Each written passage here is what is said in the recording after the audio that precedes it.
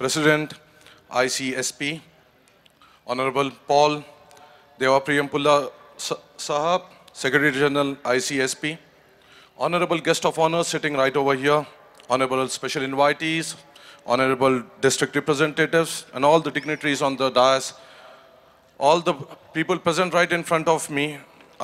First of all, I'll convey the message given to me by my party president to convey it over here. Asaduddin Owaisi Sahab, with his whole heart, congratulate the president and all the members of ICSP for launching this new party for the upliftment of Christian minorities and a platform where they can put down all that they want. यहाँ पे आने से पहले जब मैं यहाँ पे आ रहा था तो मुझे एक दोपहर में मुझे कॉल आया सदर असद साहब का कि यहाँ में एक बहुत इम्पॉर्टेंट इवेंट है जिसको मैं जाना चाह रहा था, मगर दिल्ली में कुछ मसरूफियात की वजह से मैं नहीं आ सका, मगर आप वहाँ पे जाइए और मेरा मैसेज कन्वे कीजिए और कुछ और बातें बताइए। मैं यहाँ पे आया हूँ असदुद्दीन ओवैसी साहब की तरफ से आपके दरमियान में रहने और आपको ये हौसला दिलाने और ये भरोसा दिलाने कि मजलिस इत्तेहादुल मुस्लिमीन आपके साथ है, आपके साथ ठहरी हुई है और आपके ये अजीम व शाम कदम को हम आपका साथ देने तैयार हैं और हम आपके साथ हैं।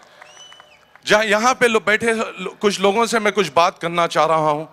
मैं आपको ये बताना चाह रहा हूँ कि आपको इन बैठे लोगों की कदर करना चाहिए जो एक कदम उठाए हैं आपके डेवलपमेंट के लिए, आपके बेहतरी के लिए और आपके मसाइल को आगे बढ़ाने के लिए। कोई पार्टी लॉन्च करना कोई आसान बात नहीं होती। पार्टी लॉन्च करने के लिए बहुत सारे इनिशिएटिव्स लेने पड़ते हैं, बहुत सारा हार्डवर्क होना पड़ता है और बहुत सारा कमिटमेंट देना पड़ता है। तो ये एक मिसाल है आपके सामने जिन्होंने अपना ज़ाती वक्त, अपनी ज़ाती ज़िंदगी को कुर्बान करते हुए आपके मसाइल को आगे बढ़ाने के लिए वो आगे आए हैं। तो इनकी हमें कदर करना चाहिए। और मैं ये बताना चाहता हूँ कि जब मैं यहाँ निज़ाम ग्राउंड पे आया तो मैंने एक बड़ा मजमा देखा जो यहाँ पे बैठकर ICSP को चिल्ला रहा था और एक जुनून में था और एक खुशी में था कि हमारी एक बुनियादी पार्टी आगे आ रही है जो हमारे मसाइल आगे बढ़ाएगी। मैं आपको एक मिसाल देता हूँ मजलिस इत्तेहादुल मुस्लिमीन का। पुलिस एक्शन के बाद जब माइनॉरिटीज़ पे जुल्म हुआ, जब माइनॉरिटीज़ को मारा गया, हर तरीक़े से भगाया गया, तो मुसलमानों की आवाज़ या माइनॉरिटीज़ की आवाज़ बढ़ाने कोई आगे नहीं आ रहा था। माइनॉरिटीज़ डरे हुए थे।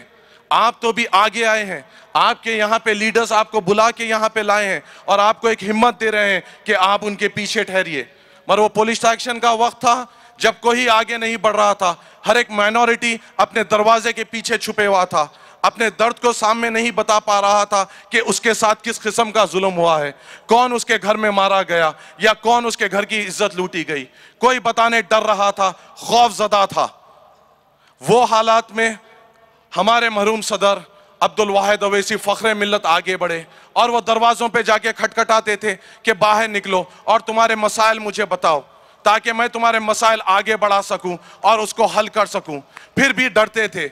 जब कोई पब्लिक मीटिंग बुलाई जाती थी तो एक स्टेज होता था, फ़ख्र मिल्लत ऊपर बैठे हुए होते थे, सालार मिल्लत सुल्तान सलाहुद्दीन ओवैसी नीचे बैठे हुए रहते थे और वो उनकी तकरीर सुनते थे और वो उनकी तकरीर सुनते थे। कोई दरवाजे खोल के बाहर नहीं आता था, कोई लाइट नहीं देता था, कोई स्टेज नहीं देता था, कोई माइक सिस्टम नहीं होता था।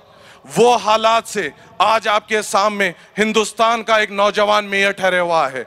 ये उनकी कुर्बानियों का नतीजा है, ये उनकी जिद्दोजहद का नतीजा है।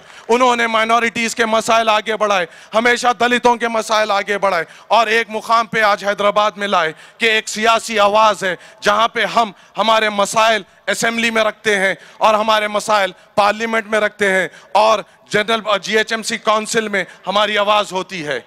आज जब उदय कुमार साहब को मैं मुबारकबाद देता हूं और आपके तमाम ऑफिस बेरर्स को मैं मुबारकबाद देता हूं कि आपने आज एक जिद्दोजहद की और एक अजीम व शान फैसला किया कि आप क्रिश्चियन माइनॉरिटीज़ के मसाइल को आगे बढ़ाएंगे।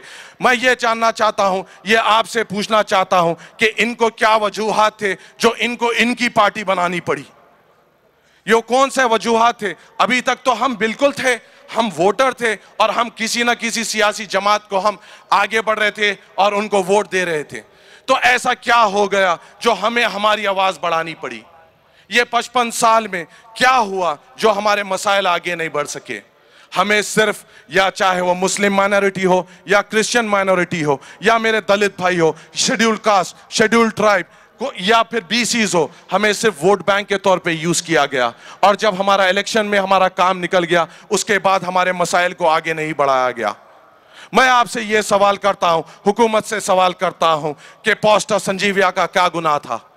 क्या उनका ये गुनाह था कि वो उनके मजहब को समझा रहे थे, अपनी दिल के सुकून को बताना चाह रहे थे? कौन उन पे हमला किया?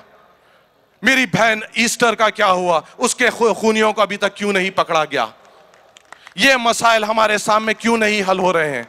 वो कौन लोग जिम्मेदार हैं जो हमारे मजहबी घरों पे हमला कर रहे हैं और उनके ऊपर कुछ इक़दामात नहीं ले जा रहे हैं? चाहे वो कुछ ना कुछ भी करे, चाहे वो किसी किस्म से भी जाए, उनके बाल भी बाकी नहीं होता। और अगर हम आह तक करें तो हमारे पे केसों की ये बड़ी लिस्ट तैयार हो जाती है। तो इसकी वजह से आज आपके दरमियान में ये लोग आए, इनकी कदर कीजिए, इनकी इज्जत कीजिए। आज सेंट्रल गवर्नमेंट से हमें सवाल पूछने का यह हक नहीं बनता कि मुस्लिम माइनॉरिटीज और दलित माइनॉरिटीज को एससी स्टेटस के लिए डालने के लिए सुप्रीम कोर्ट में केस चल रहा है, और जो हुकूमत जो हमारे वोटों की भीख पे आई है, उनको उतना भी दर्द नहीं है कि वो एक एफिडेविट दाखिल कर सके। आज तक की तारीख में सुप्रीम कोर्ट में सेंट्रल गवर्नमेंट ने एफिडेविट तक दाखिल नहीं किया। हम हमारे मसाइल आगे बढ़ा रहे हैं और हमारे मसाइल को ठोकरों पे रखा जा रहा है। आज आप देखिए, आज आपकी सियासी जमात शुरू हो रही है, ये बिल्कुल आपके मसाइल को आगे रखेगी। मुझे उम्मीद है कि मुसलमानों के मसाइल को, दलितों के मसाइल को, एससी, एसटी, बीसी तमाम के मसाइल को एक प्लेटफॉर्म पे लेते हुए आगे बढ़ते हुए हमारे मसाइल आगे रखेगी। आज 55 साल के बाद क्या मुसलमानों को कुछ था? नहीं था। मुसलमानों ने, हैदराबाद के मुसलमानों ने एक फैसला किया कि वो अपने वोटों को जाया जाने नहीं देंगे और एक पार्टी के पीछे करेंगे। आज उनका वो अजीम व शान फैसला है कि 7 असेंबली एमएलए हमारे साथ हैं, एमआईएम के एमएलए, और एक मेंबर ऑफ पार्लियामेंट है जो मेरे हिसाब से तमाम मेंबर ऑफ पार्लियामेंट पे भारी है। आज ये अपने मसाइल रखते हैं। माइनॉरिटी स्कॉलरशिप मुस्लिम्स को मिली, किसकी वजह से? क्योंकि हमारी पॉलिटिकल वॉइस असेंबली में थी। हमें रिजर्वेशन क्यों मिला? क्योंकि हमारी पॉलिटिकल वॉइस असेंबली में थी। मुझे यह बताइए, आपका माइनॉरिटी फाइनेंस आ चुका है, कितने पैसे अभी तक डिस्ट्रीब्यूट हुए? एक पैसा नहीं डिस्ट्रीब्यूट हुआ। अरे क्रिश्चियन माइनॉरिटी इंस्टीट्यूशन में एक नॉन क्रिश्चियन माइनॉरिटी को चेयर में सर पे बिठा देंगे तो उसको क्रिश्चियंस का क्या दर्द होगा? क्या तकलीफ समझ सकेगा वो? क्या आपके मसाइल हल कर सकेगा? ये इस तरीके से हुकूमत हमारे से खेलती है। आपको इन चीजों को पहचानना होगा और अपने लीडर्स के पीछे भरोसा जताना होगा। थोड़ा आपको भी बोलूंगा, आप इनके पीछे ठहरेंगे तो वो इनकी ताकत है, वो इनका खाना है, वो इनकी जिद्दोजहद है।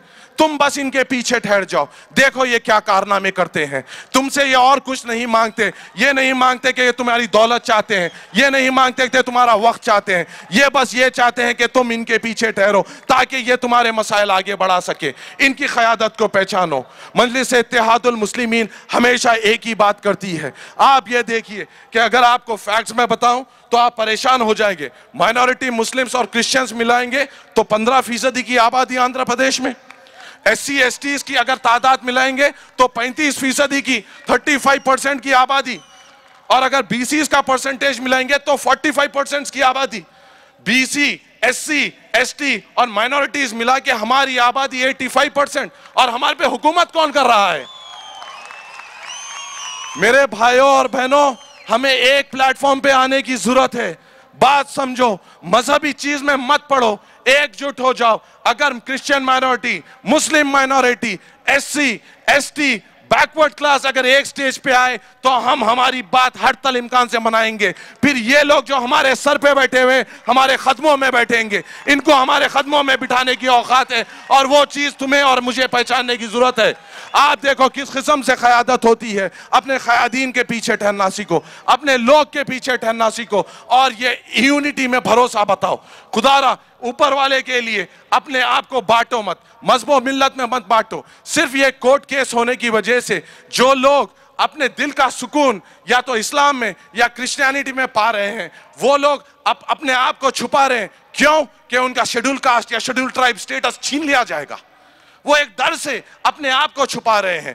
अगर ये केस हो जाए, अगर हुकूमत इसको सीरियसली लिए, तो हमारी तादाद तो 100% हो जाएगी और हम एक ताकत बनेंगे। इस ताकत को पहचानो और अपने लीडर्स के पीछे चलो ताकि वो आपका मुस्तकिल बना सके। मजलिस इत्तेहादुल मुस्लिमीन के तरफ से फिर से मैं आप सबको मुबारकबाद देता हूं, आपके कमिटमेंट को मुबारकबाद देता हूं और मैं ये उम्मीद रखता हूं कि आप और हम मिलके एक बहुत सुनहरा आंध्र प्रदेश बनाएंगे। शुक्रिया, खुदा हाफिज़।